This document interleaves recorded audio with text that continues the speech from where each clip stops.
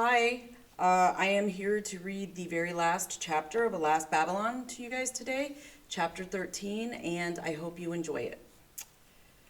One morning in November, when Randy was breakfasting early and alone, Dan Gunn came downstairs, smooth shaven, his jaw looking oddly pallid in contrast to brown forehead, nose, cheekbones, and neck.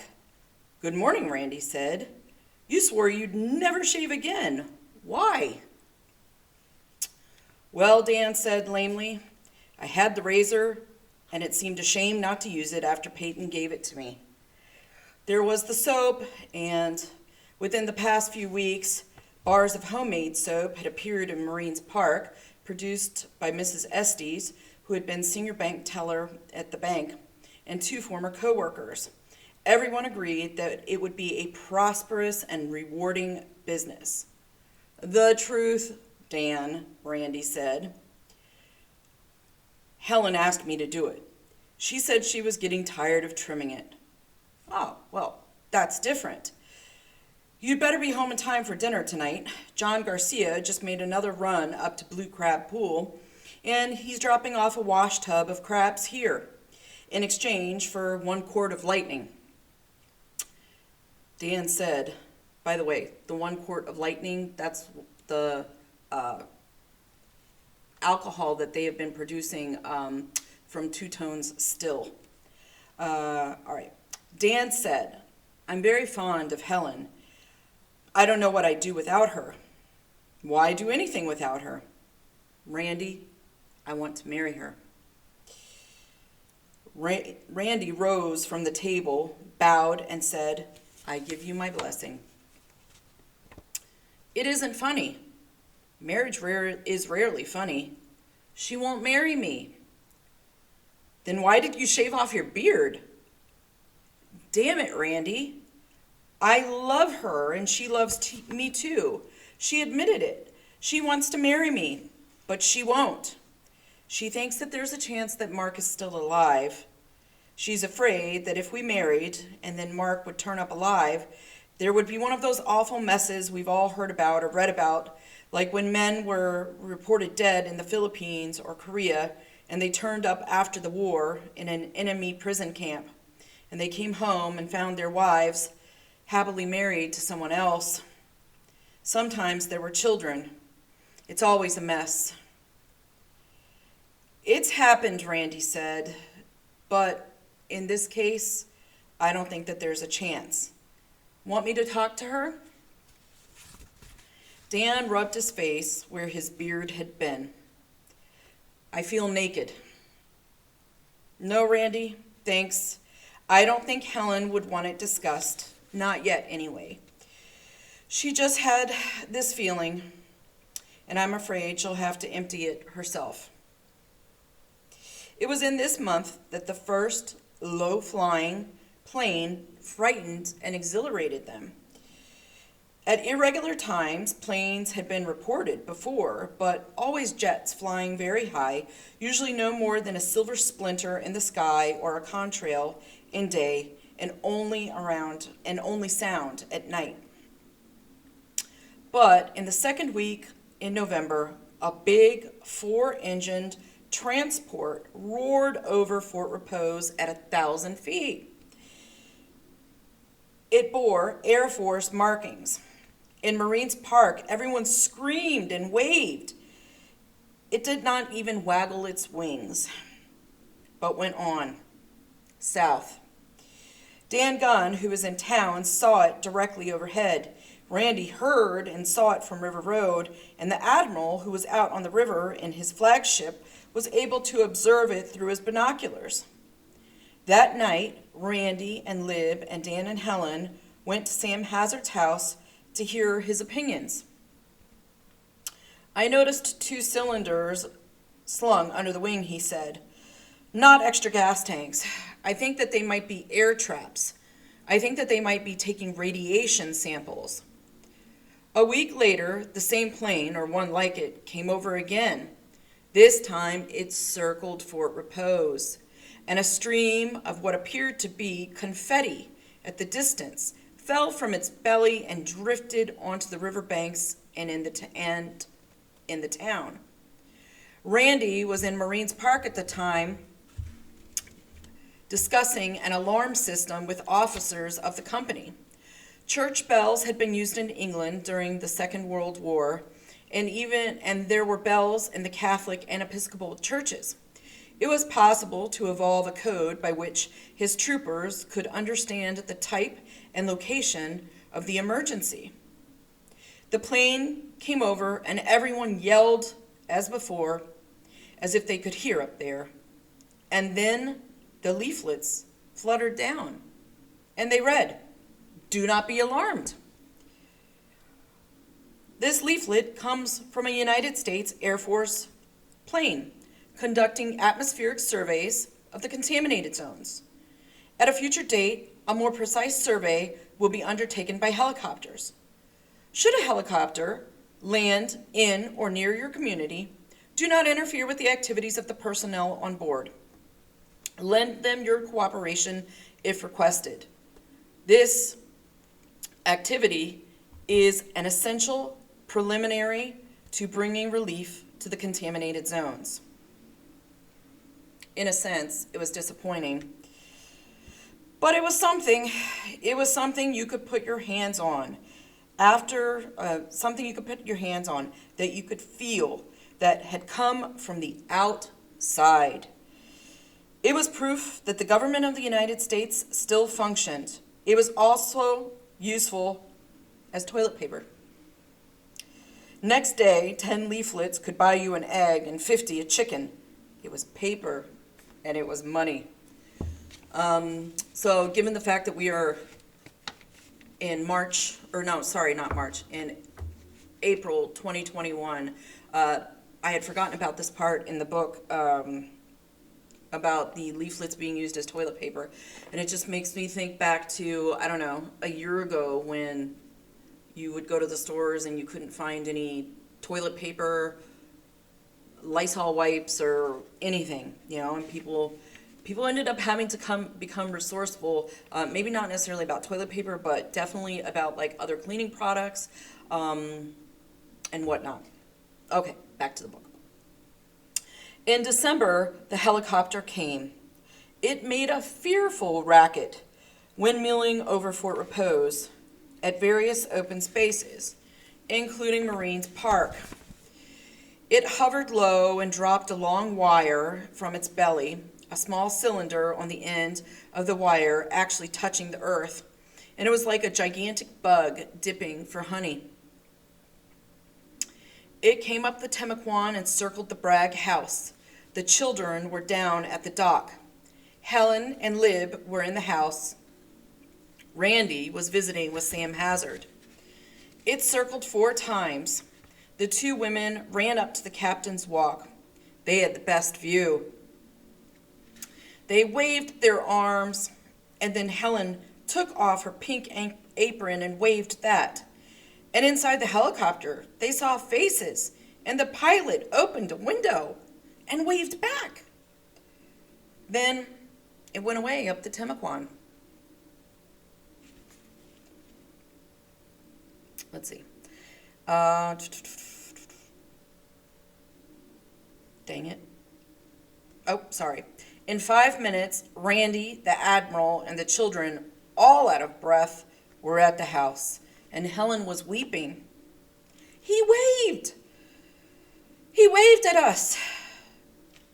Nobody else. Us. And I'm sure he came just to see us. Now, let's not get too excited, Randy said. It may be that he was just looking for people, not anyone in particular, and saw the kids out on the dock and then circled the house. So to encourage us and give us heart. Helen wiped her face with her apron, and she said, "Oh, I wish he'd come back. Please, God, send him back." At that moment, they heard it coming back. The children ran up to the roof, and Randy went outside and sat on the porch steps. He was still out of breath, and he wasn't going to run upstairs. If the damn helicopter wanted to see him, it would have to come here. He couldn't go to it. Sam Hazard sat down beside him. Randy watched for it. From the sound, he knew it was circling again. It came low over the trees and hovered over the lawn. Everything else was overgrown and choked with weeds and sprouting saplings, but this single stretch between house and road, Randy kept in lawn. It was one of Ben Franklin's chores to mow once a week, and it was a link between the house and the time before the day, like shaving. It hovered there and slowly lowered. Randy said, "It's coming in." He rose to receive it. Its wheels touched the ground, its engines cut off, and its rotors drooped and slowed. Peyton ran down the steps, and Randy grabbed her. "Don't go out there until the rotors stop," he ordered. "Cut your head off." Now that it was down, the helicopter looked ungainly and enormous, and there were 5 men in it. The rotors stopped. They waited in stillness. So complete, they heard the creak of the hinges of the hatch open. A metal ladder fell from inside, and 2 men climbed down. Plastic helmets covered their heads, and they were encased in silver, transparent plastic suits. Oxygen tanks strapped to their backs, like divers, Randy thought, or maybe spacemen. Peyton and Ben Franklin had ran out on the lawn, but now they shrank back, and one of the men, laughing silently inside his helmet, held up in his hand in a gesture like, "Wait." And the 2 men carried machines, and they looked like miniature vacuum cleaners, a cylindrical nozzle in one hand and an oblong black box in the other. They allowed the nozzles to sniff at the grass and earth. "Geiger counters," Sam Hazard said. "Maybe we're hot." One of the men approached them, hesitated, and selected Randy. He bent over and allowed the nozzle to sniff Randy's last pair of boat shoes, big toe protruding through the canvas, soles reinforced with possum hide. The nozzle investigated the tattered shorts, the belt, and finally Randy's hair, and at each point the head in the helmet glanced at a dial in the box. It was very efficient. The man swept off his helmet and slammed his hand on Randy's shoulder as if it was congratulations, and called back to the helicopter, "Okay, Colonel, the terrain's clear and they're clear. You can come down." He backed his back towards them. A man climbed down. He wore a blue zippered Air Force flight suit with the eagle of a full colonel on his shoulders. When he turned and stepped forward, Randy did not immediately recognize him. He was so changed. It was not until the man held out his hand and spoke that Randy saw that it was Paul Hart, who had been light-colored and sandy-haired instead of gray, and his face cheery and freckled instead of lined and aged when he last saw him. Randy could think of nothing to say except, "Come on in, Paul, and bring your people. We're just about to sit down for lunch." Did you think it was going to be Mark? Whenever I read this to my students, they always think it's going to be Mark, and then they get really disappointed. Lib cried, "The quail!" and dashed into the house, letting the screen door bang. "My wife," Randy said. "It's her lunch day." "Your wife? Congratulations." "My wife. I'll save it for later." Randy saw that the men with the Geiger counters had stripped off their plastic suits. "You'll all have a drink before lunch?" he suggested, thinking that this had been the proper thing to say a long time ago and would still be proper and expected. "Why, I'd be delighted," Paul said. "Whew, I haven't had a drink since." He asked a question. "You people haven't saved your liquor all this time, have you?" "Oh, no. This stuff is new. Well, it's aged a bit. It's, in a charcoal keg. We think it's very good." He led them up to his apartment and mixed sours with corn whiskey and fat, ripe limes. Then there were the introductions. There was a Captain Bayliss, the pilot, a Lieutenant Smith, chief radiologist, and the 2 sergeant technicians. They all considered the sour very good, and Paul said, "It's impossible to find anything to drink even in Denver. Not even beer. Shortages of grains, you know. Nobody would dare make his own whiskey. In the clear zones, he'd go to jail. The older people say it's worse than Prohibition." There were 1,000 questions that Randy wanted to ask, but at that moment he had only time for one because Lib called from downstairs that lunch was ready. The men all wore brassards with the letters DC on the right arm. "What's that?" Randy asked, touching Paul's brassard. "District of Columbia?" "Oh no," Paul said. There isn't any District of Columbia. Denver's the capital. That stands for Decontamination Command. It's the biggest command nowadays and really the only one that counts. I was seconded to the DC last spring and I put in for a CZ right away and asked for Florida, and Florida was the CZ I got." Paul Hart thought that the soup was wonderful and said he had never tasted anything like it before, and Randy replied that he wasn't surprised. They always kept the big soup pot simmering on the fire and everything went into it. This particular soup, he explained, is a sort of combination of armadillo, gopher, and turkey carcass. Lib brought a dozen quail and more were broiling and placed pitchers of orange juice in front of them, and they all drank it greedily. Captain Bayliss kept mumbling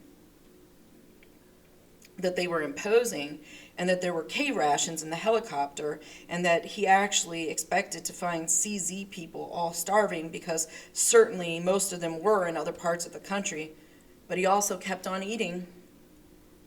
"How does it happen," Randy asked Hart, "that you found us?" Hart said, "You haven't heard anything from my wife, Martha, have you?" Randy shook his head. "No." Apprehending Paul's tragedy. "Of course, that's why I asked for the duty in the CZ. I wanted to find out what had happened to Martha and the children." He looked up. "It was just a year ago, wasn't it, that I met you at the McCoy operations? Wasn't it on the day before H Day?" "H Day? We just call it the day.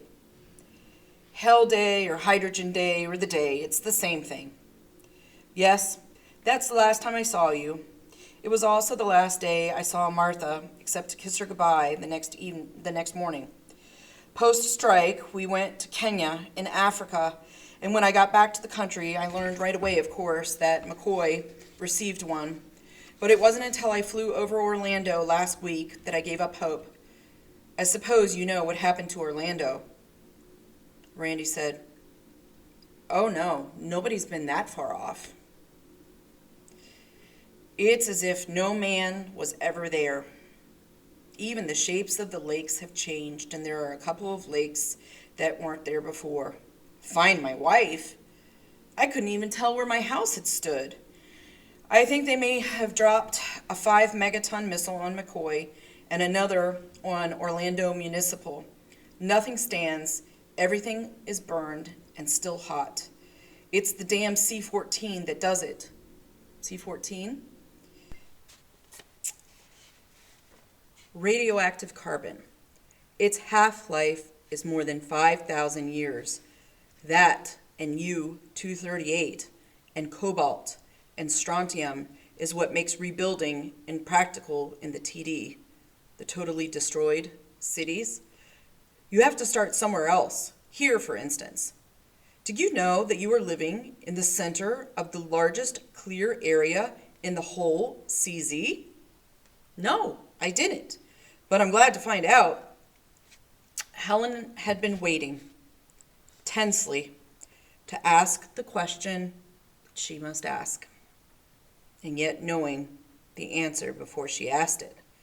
For had there been any other news, Paul would have told her before now.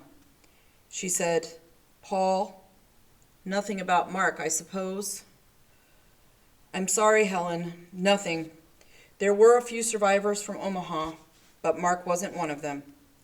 After all, it was a primary target with SAC headquarters, Offutt Field itself an important base, and the biggest rail complex between Chicago and the coast, all grouped together. I don't think we'll ever find out exactly what happened." Helen nodded. "At least I know for sure. That's important, you know." No tears, Randy thought. He glanced at the children.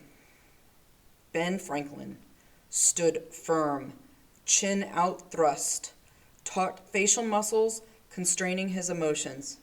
But Peyton, eyes lowered, slipped away into the other room. Then, for a long time, Hart and the lieutenant radiologist questioned Randy and Sam Hazard about the way things had gone in Fort Repose, taking notes and showing remarkable interest in details of how the emergencies were met. "Of course, we need everything," Randy said, "but the town could get along fine if only we had electricity, because if they had power, then they'd have water, and then they wouldn't have to boil it or haul it from the springs as they do now." "It'll be a long time, a very long time," Hart said. "Even major cities that weren't touched, cities in the clear zones, lost their electricity a month or so after H-Day and don't have it back yet. The only towns which had uninterrupted power were those served by hydroelectric plants, provided the plants were undamaged and the aqueducts intact. There aren't many." "What about the other towns in the clear zones?" Randy asked. He noted how quickly you picked up the jargon of the post-day age. It was like entering a totally new environment, like joining the army. "To have light," Paul said, "you have to have water. You have to have water power or fuel. Most cities had supplies for a month or so. After that, darkness. Some of our big oil fields are still burning. The coal regions of Pennsylvania and West Virginia were saturated with fallout, but the transport problem is what really cripples us. Think what happened to the pipelines, the railroads, the ports. Our big hope is atomic power. Thank goodness we still have a big stockpile of nuclear fuel." The radiologist and the two technical sergeants excused themselves. They were going to go to the river to bottle water samples. Randy said that if the river was hot, they'd be hot all summer, because ever since the day they had been living on the bounty of the river. And Hart said apparently the river was going to be all right, and this was hopeful. "If we were going to get this CZ on the road back, I think I'd like to start in your area. Of course, you understand, Randy, that before we can be of much help to the CZs, we have to clear the rest of the country and get it in decent shape." He shook his head. "Some of our scientists think it will take 1,000 years to restore a saturated CZ like Florida or New Jersey, or anything close to normal, even scratching the TD cities." He talked of the cities that remained and of the shortages and the epidemics, and how fortunate they had been to live in Fort Repose. In the following year, the government was going to take a census, including the contaminated zones if possible. There's no kidding ourselves, he went on. We're a second-class power now. Tertiary would be more accurate. I doubt if we have the population of France, or rather a population as large as France used to have. He talked to farm areas out of production for an indefinite period, how the South American nations had begun Lend-Lease shipments to the northern continent, and how Thailand and Indonesia were contributing rice. Eventually, it was hoped that Venezuelan oil would alleviate the transport fuel shortage, although he doubted that in his lifetime he would ever see gasoline for sale to private citizens. They listened, and their eyes marbled as if in shock. The technicians returned from the river. Paul Hart looked at his watch and said they would have to take off. It was necessary that they drop into a small field near Brunswick, Georgia, before dark. It was presently his headquarters, but in a few years he planned to rehabilitate Patrick Air Force Base on Cape Canaveral and transfer there.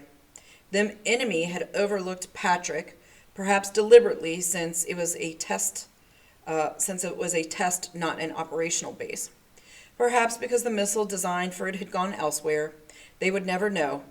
Hart was thoughtful for a minute, and then he spoke to Randy.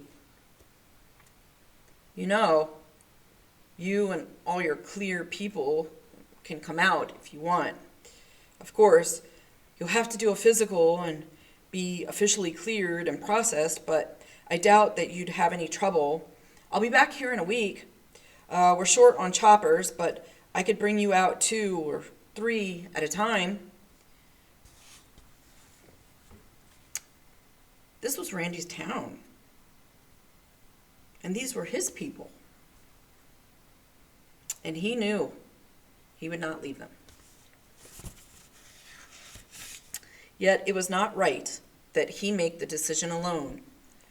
And he looked at Lib without finding it necessary to speak. She, knowing what was in his mind, simply smiled and winked. And he said, I guess I'll stay, Paul. And the others? Randy wished Dan was there with them, and yet he was confident that he could speak for Dan. We have our doctor here, Dan Gunn. If it weren't for Dan, I don't think that any of us could have made it. He saved our town, and I'm sure he wouldn't want to leave now. He turned to Helen. Would he? Helen said quietly, I wouldn't, and he wouldn't. But there's one more thing that you have to do, Paul. Bring supplies for our doctor. What's he need? Everything that a hospital needs. But most of all, he needs a new pair of glasses. I could requisition those for him, I think, if I had a prescription. Helen said, I know where it is. Don't you leave, Paul. Don't you dare. And she left the room and ran upstairs. What about you, Admiral Hazard? Paul asked. What about the children? What about the 2 women who live across the road, the librarian and the telegraph gal? Sam Hazard laughed. Colonel, I have a fleet under my command, and if the Navy Department will give me a fleet, I'll go with you. Not otherwise. We don't have any fleets, Paul said. All we've got left, really, are nuclear submarines. The subs saved us. I guess. The subs and the solid fuel rockets and some of the airborne missiles. Lib said, Alice, Cooksey, and Florence are in town, but they were talking about the possibility of going out only a few nights ago. They'll both want to stay. You see, they're terribly busy. They've never worked so hard or accomplished so much in their whole lives. And I don't know what Fort Repose would do without them. They're practically our whole education system, and they keep all of our records. Isn't anybody going? Hart said. Ben Franklin said, not me. Peyton, who had quietly returned to the conference, said, me either. Helen came downstairs with a prescription for Dan's glasses. And they all walked out to the porch, and Randy went out with Paul to the helicopter, and they shook hands. Randy said, Paul, there's one more thing. Who won the war? Paul put his fist on his hip, and his eyes narrowed. You're kidding. You mean you don't really know? No, I don't. Nobody knows. Nobody's told us. We won it. We really clobbered them. Hart's eyes lowered, and his arms dropped. He said, not that it matters. The engine started, and Randy turned away to face the 1,000-year night. That's it. Thank you.